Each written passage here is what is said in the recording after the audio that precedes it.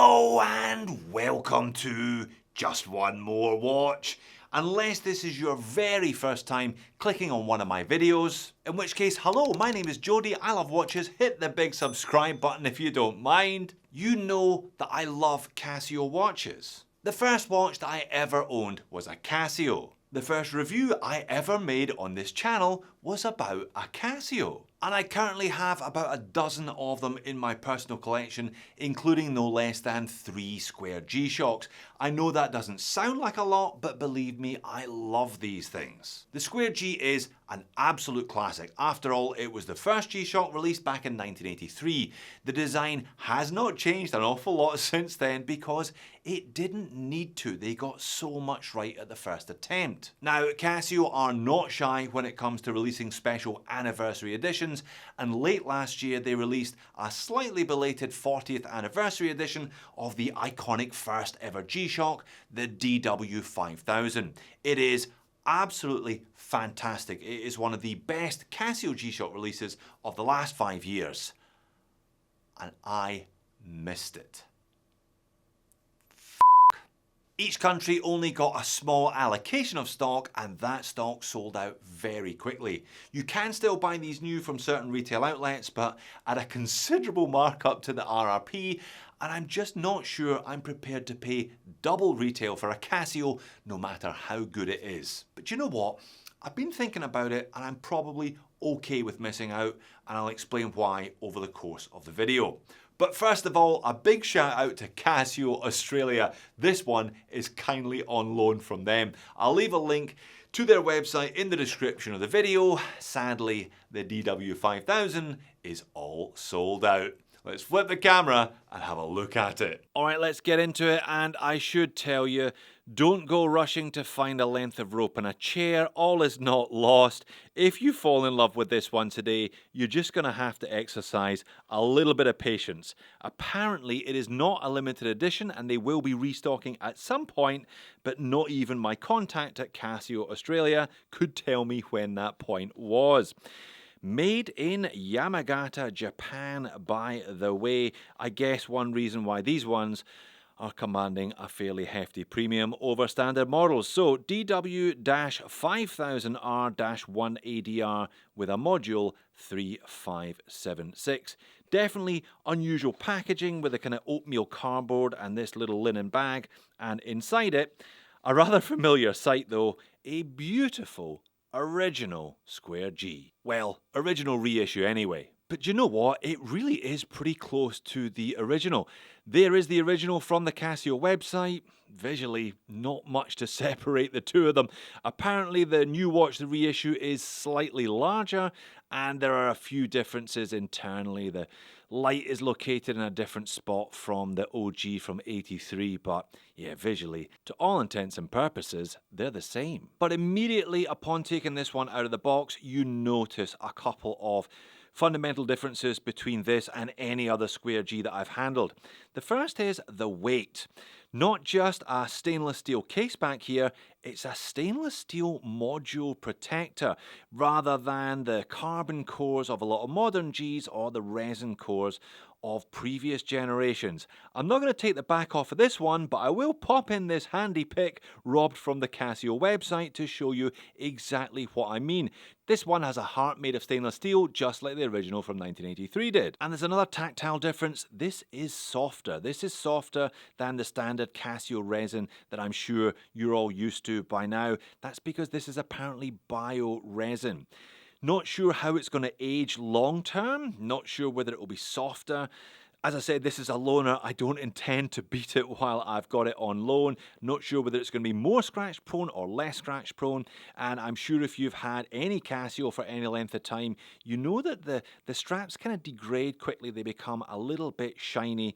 Again, can't qualify how this one will do long term, but short term, first impressions are it's really nice. It feels soft and gentle in a way that the other ones simply don't. In terms of features though, it's all standard G-Shock fare. The usual 4 buttons in the usual 4 locations with the usual 4 functions. So alarm, single alarm, countdown timer, stopwatch, That's it, ladies and gentlemen.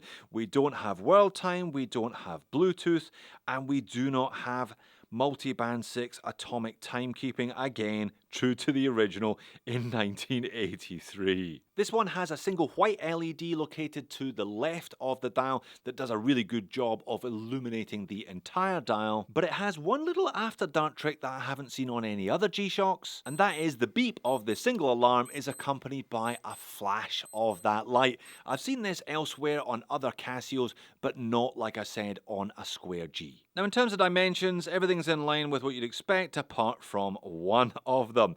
43.3mm in diameter, 13.7mm thick, with a 48.7mm lug to lug.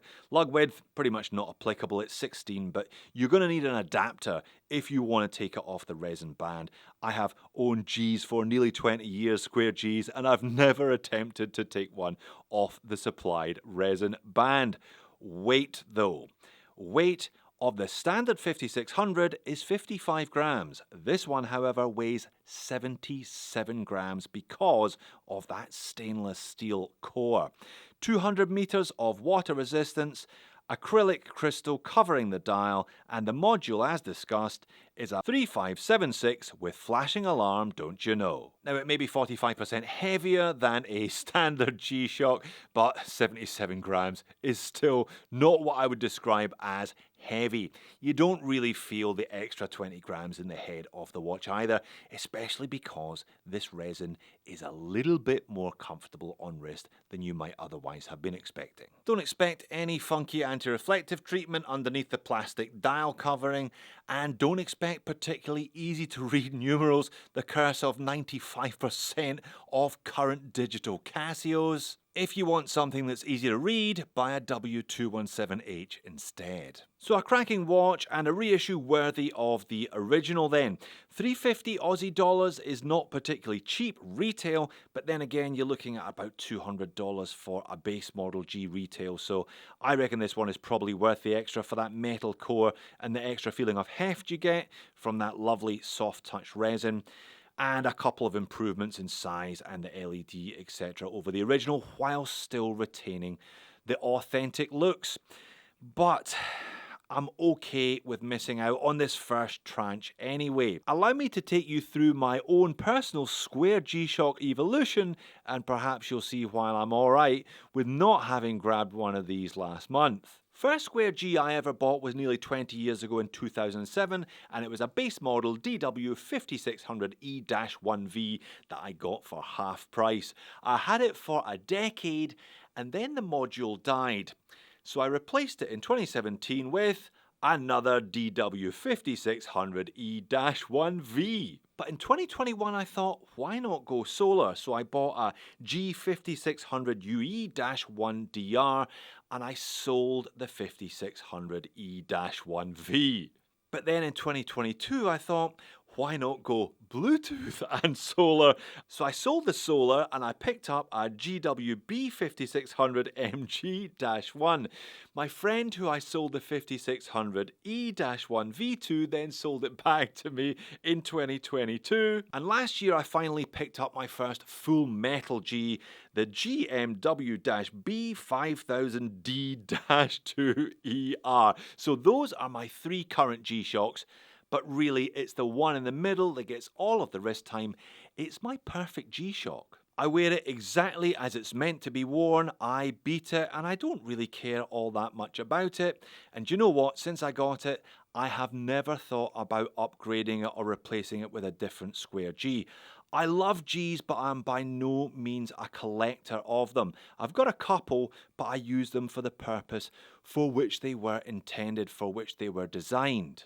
And I'll be honest, I'm not sure if I would beat one of these 5000s if I bought it. It's just a little bit too nice. There is, however, a fairly obvious, if fairly expensive, solution to that problem, and that's to buy two. One to beat and one to keep nice. So there you have it. I reckon this is an absolute must if you are a G-Shock collector. If you have boxes and boxes of particularly Square G-Shocks, then you really need one of these.